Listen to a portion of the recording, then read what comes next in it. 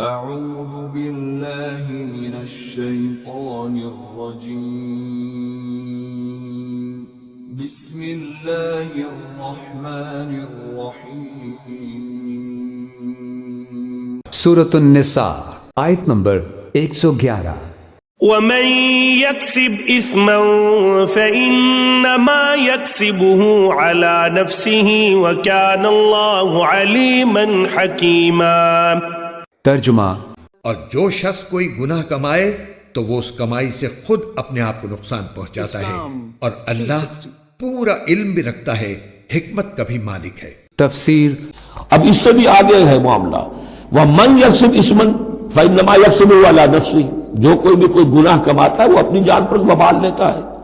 وَكَانَ اللَّهُ عَلِيمًا حَكِيمًا، اللہ تعالیٰ علیم اور حکیم ہے۔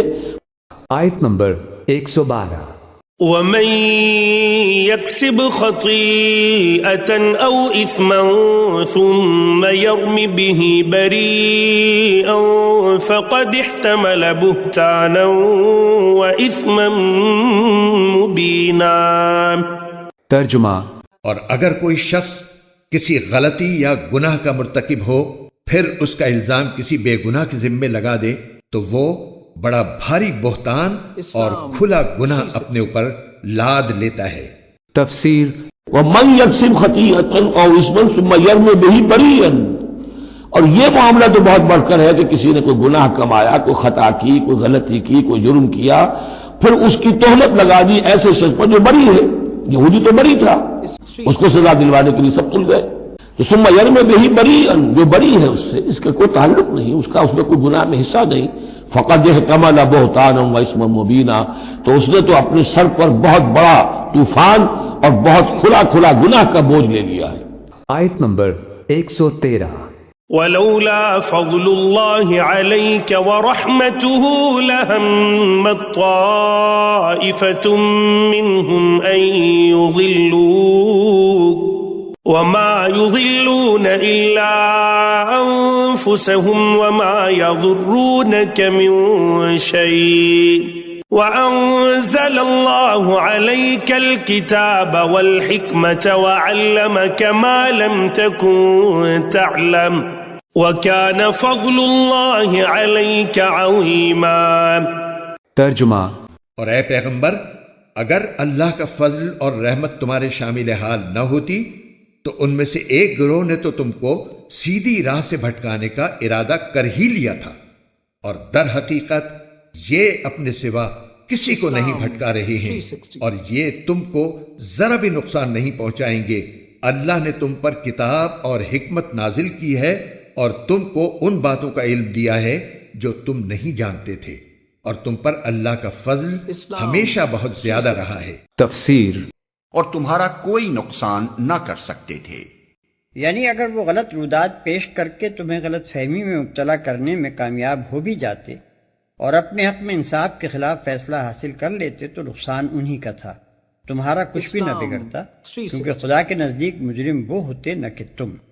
جو شخص حاکم کو دھوکہ دے کر اپنے حق میں غلط فیصلہ حاصل کرتا ہے وہ دراصل خود اپنے آپ کو اس غلط فہمی میں مبتلا کرتا ہے کہ ان تدبیروں سے حق اس کے ساتھ ہو گیا، حالانکہ فی الواقع اللہ کے نزدیک حق جس کا ہے اسی کا رہتا ہے، اور فریب خوردہ حاکم کے فیصلے سے حقیقت پر کوئی اثر نہیں پڑتا۔ آیت نمبر 114 لا خير في كثير من نجواهم إلا من أمر بصدقة أو معروف أو إصلاح بين الناس ومن يفعل ذلك ابتغاء مرضات الله فسوف نؤتيه أجرا عظيما۔ ترجمہ، لوگوں کی بہت سی خفیہ سرگوشیوں میں کوئی خیر نہیں ہوتی الا یہ کہ کوئی شخص صدقے کا یا کسی نیکی کا یا لوگوں کے درمیان اصلاح کا حکم دے، اور جو شخص اللہ کی خوشنودی حاصل کرنے کے لیے ایسا کرے گا ہم اس کو زبردست ثواب عطا کریں گے۔ تفسیر۔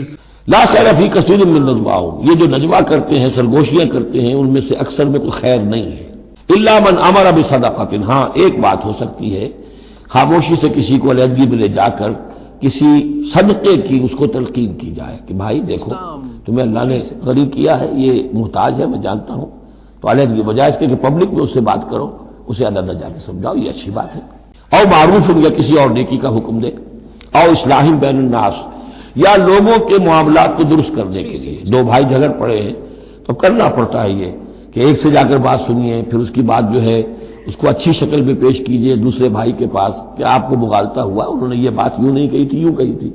اس طریقے سے جو بھی کوئی ہو رہا ہو علیحدہ علیحدہ خفیہ گفتگو، تو اس میں کوئی حرج نہیں ہے۔ وَمَن يَفْعَلْ ذَلِكَ ابْتِغَاءَ مَرْضَاتِ اللَّهِ، جو شخص اس طرح کا نجوہ کرے گا، اس طرح کی سرگوشی کرے گا اللہ تعالیٰ کی رضا جوئی کے لیے، فَسَوْفَ نُؤْتِيهِ أَجْرًا عَظِيمًا، ان کو تو ہم دیں گے بہت بڑا اجر۔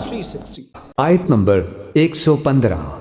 ومن يشاقق الرسول من بعد ما تبين له الهدى ويتبع غير سبيل المؤمنين نوله ما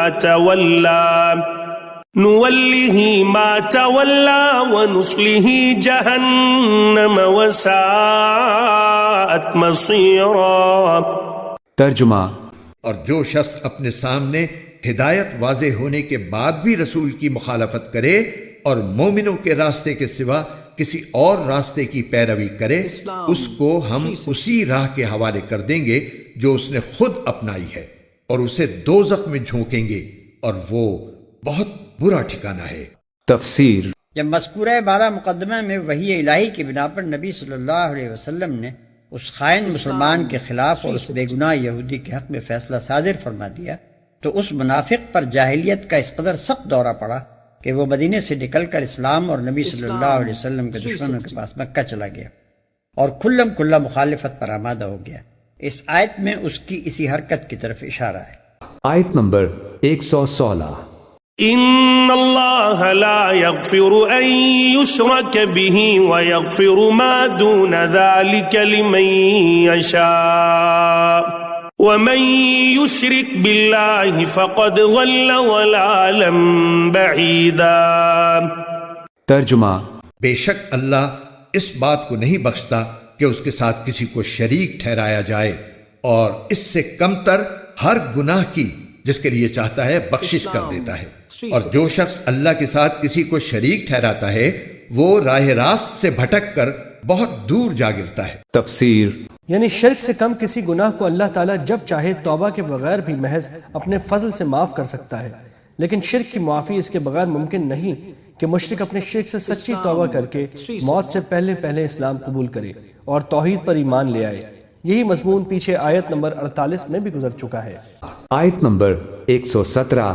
إن يدعون من دونه إلا إناثا وإن يدعون إلا شيطانا مريدا۔ ترجمہ۔